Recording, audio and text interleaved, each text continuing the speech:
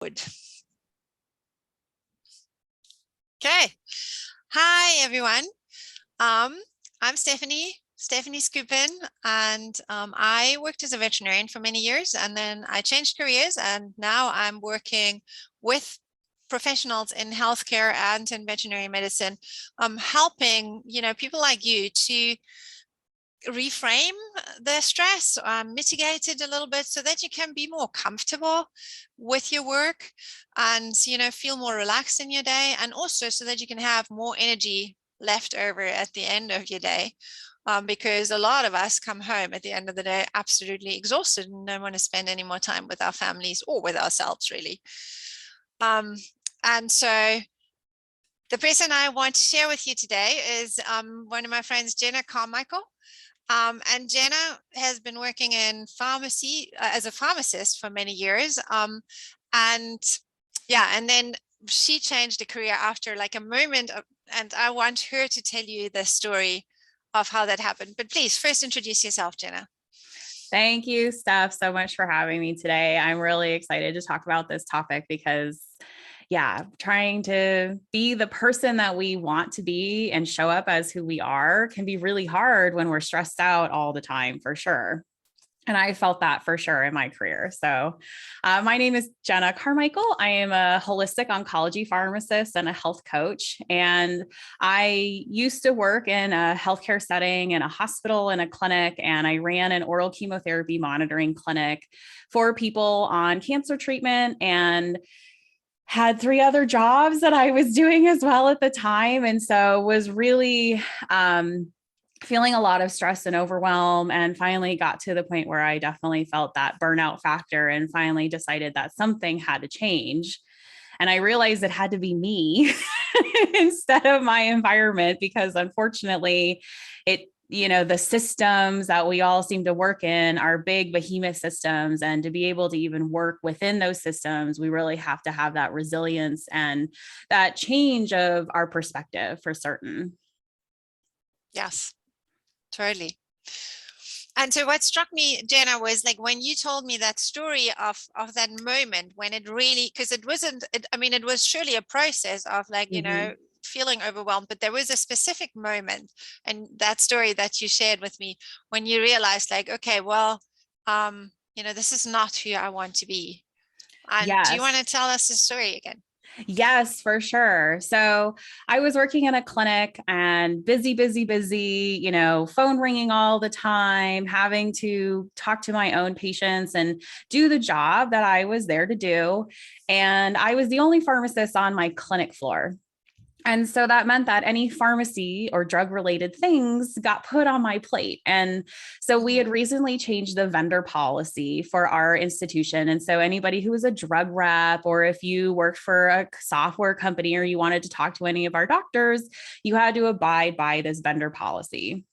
And so in the end, I ended up being called like the drug rep czar because I was the person who pretty much had to tell everybody, this is the policy. You can't come in the way that you were coming in before, and all of these sorts of things. And so one day, after having to have done this probably 50 times before, talking to all these different people, I was called in to talk to this person about our new policy.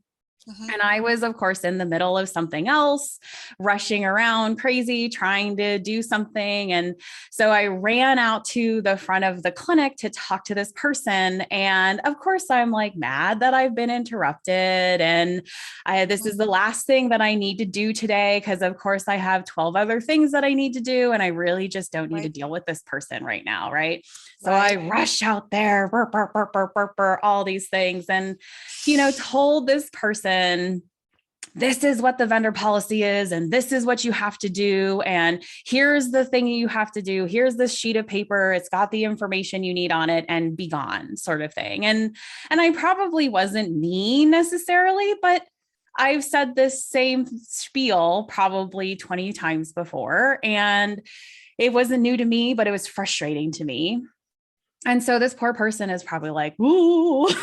And so off they went, right? And so the woman who had called me out front looked at this whole experience of me being the gatekeeper, me being this person who is helping the doctors, saving the day, all of these sorts of things. And I'm a little thing, you know, I've got a big personality, but I'm a little thing. And so she called me a chihuahua because she's like, look, you're just like a little chihuahua. You've got all this sass and all this personality, and you're just going to have this big bark and, you know, save the day sort of thing. And I know she meant well. And I know that she meant it as something to be grateful for or to be acknowledged for. But every time after that happened, she called me the chihuahua. I felt really uncomfortable about it. And I had to really think about, well, why am I feeling uncomfortable about this situation? And I realized that the reality is I did not show up as my best self to that interaction with that human that I've never met before. And I'm sure I came off as some authority, and I'm sure I came off as busy, and that's what I was. But it really made me kind of think about how I really was showing up in the interactions I was having with my colleagues and with my patients and just with anybody around, because I realized that I was so burnt out that I just didn't have the energy to be nice. And I don't want to be a person who doesn't have the energy to be a decent human to other humans. That's silly. And so that's really what made me really rethink a lot about what I was doing with my life and my career, because I realized I was turning into somebody that I didn't know and I didn't like. Ah, that's such a good story. Like, thank you so much for sharing it again. And Jenna, like, you know, it's like we so know those situations where you're like, you know, okay, well, I have to get this stuff done, and hey, you're in my way, and you just, you know, and as you're saying, it's not like we're nasty, Right. but we just don't have the time. You know, it's like, yeah, no, don't have the time. You're not that important. And You're I the love, next checkbox on my list, basically. right? Right. That's right. And I love how you turned it around and went like, because a lot of us will feel that discomfort, but then we're going to go, it's because of that person. It's because of the situation.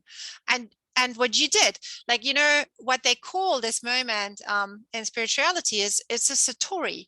It's a moment of self-realization, a moment where you stand aside and go like, whoa, okay, is that who I am? You know, and you were open to it, and you went like, oh, okay, well, so this is why I'm feeling uncomfortable, and do I really want to do this?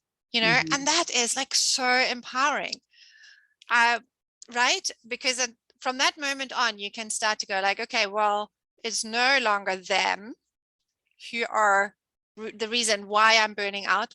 It's like, am I operating within my integrity? Am I being like what you said, you know, who I want to be?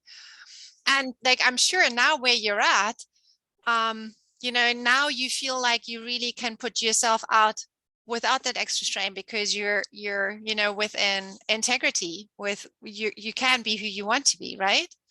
Yes, exactly. And I think the idea of finding your own self and finding those things that are really important to you is about this journey, because once you've done that too, then it's very easy to make that decision of saying, yes, this is within my integrity, or no, this is not within my integrity, because you know yourself and you can instantly say, uh-huh, or mm-mm. Right. Because actually what happens is that the stress that you feel starts to be like an alarm bell that goes like, oh, hang on, I'm walking in the wrong direction here. And it's no longer like, hey, they make me do that. It's like, no, I am walking in the wrong direction. And you can turn around and, as you're saying, you can go like, yes, this is me. This is what I do. Yeah. And it's so valuable. And, you know, I want to also say, like, I don't think we have to change careers because of that. And you know what, Jenna, both you and I, we did. And the nice thing about it is, like, you know, we can now take what we learned and help people that are still in medicine with it. And honestly, I don't think you have to change careers, but what you have to change is your way of looking at the situation, your way of looking at you. That's the difference, really. Yeah. And so, Jenna, tell us a little bit about exactly the work that you're doing right now. And also, you were sharing just before, like you have a launch coming up. Yeah. So I now am working as a health coach. And so I work with women who are on cancer treatment and to help them navigate through the cancer journey in the lens of mind, body, and spirit. And so really looking at symptoms that you may be getting from your treatment and how can we utilize all of the things that we have available. We have medications, of course, but we know that medications don't work for everybody 100% of the time. But we also know that, for example, say if you have nausea, we know that we have pills that can help with nausea, but if you also happen to have, say, a tumultuous relationship in your life that's causing anxiety and is causing that upset stomach, that's going to make your nausea worse. And we know that a pill isn't going to help fix a tumultuous relationship as much as we hope that there could be someday, right? And so it's looking at the 360-degree view, looking at everything that's going on in their lives to really see, what are the other things that could potentially be increasing those side effects and how can we help release those things? And it could be diet related, it could be emotion related, it could be things that are going on in your house or your life. And so that's really what I'm looking for, to help people kind of know more about themselves. And so in the vein of knowing more about yourself, I'm launching a new genetic testing service that's called pharmacogenomics. And pharmacogenomics is a very easy cheek swab test. And depending on where you are, either in your cancer journey or in your health journey, it actually can be covered by insurance, which is really great. Okay. And then this test will show you how your body processes medication. So are you a fast processor? Are you a slow processor? Are you somewhere in the middle? And this can tell if you are a slow processor, for example, you might have extended side effects because your body's not clearing out the drug as quickly as we want it to. Or if you're a super fast processor, you could be just not even getting any benefit of the drug whatsoever because your body just pushes it out the door as soon as it gets it. And so by knowing these things about ourselves, then helps us make better decisions about our care in the future, because these are things that we can talk to our doctors about, and they can help make the decisions about what types of medications you might be taking in the future, and then making sure that they'll actually work for you. Right. Right. That sounds like really, really good extra piece of information. And Jenna, I also like, what you're bringing is that it's really a supportive role for the doctors and the nurses as well. Because, for one thing, because you can add extra pieces of information, but then also because you can be another person who supports the patient, and I think that is so important because, when like working in healthcare, often you don't have the time. So if you have a relationship with somebody, like Jenna, where you can tell your patients, hey, look, I can see you're going through a hard time. Maybe you want to meet Jenna, right? And she's got a little bit more time, plus she can have like extra resources like this special test. So basically it is growing the healthcare team. And as the doctors, the more support we have on our team, the better we can function, right? Because the patients that take so much of our time because they have so many side effects, because they need everything triple explained, because they don't have anybody to listen to. Otherwise, those are the ones that we feel zap our energy because we just don't have the time. So if we can have somebody like Jenna in our network, like we can support our patients better in that way as well. So, Exactly. I agree with you 100%. And I definitely am a team person. You know, I'm not going to take the place of your doctor. That is not my role. I want to support the doctor and I want the best outcome possible for the person involved. And so that means whatever it is that you personally need, that's really what I'm going to focus on. I don't have a overarching agenda in terms of let's have you do this, this, and this thing. I want to know what is that important thing to you as the person who's suffering. And then let's figure out how we can make this easier for you. yes, that's good. Right. And, just be a team with the patient, Mm-hmm. and being able, like all of us bringing the best that we can to the relationship so it can benefit, not just the patient, but like all of us. So we can, Yes. yeah, right. So that's really what I wanted to share with you today. And just to recap, bringing it once more, um, it's about listening to yourself. It's about Mm-hmm. noticing the stresses in your life and asking yourself, why are they there? Because really, as long as it's your situation and the people in your life that cause your stress, as long as that's where you are, you're powerless to change it. Mm-hmm. But once you start taking responsibility and go like, oh, I feel not right now because of how I'm acting, then that's when you really can take responsibility in your life. And that is so, so empowering. Okay.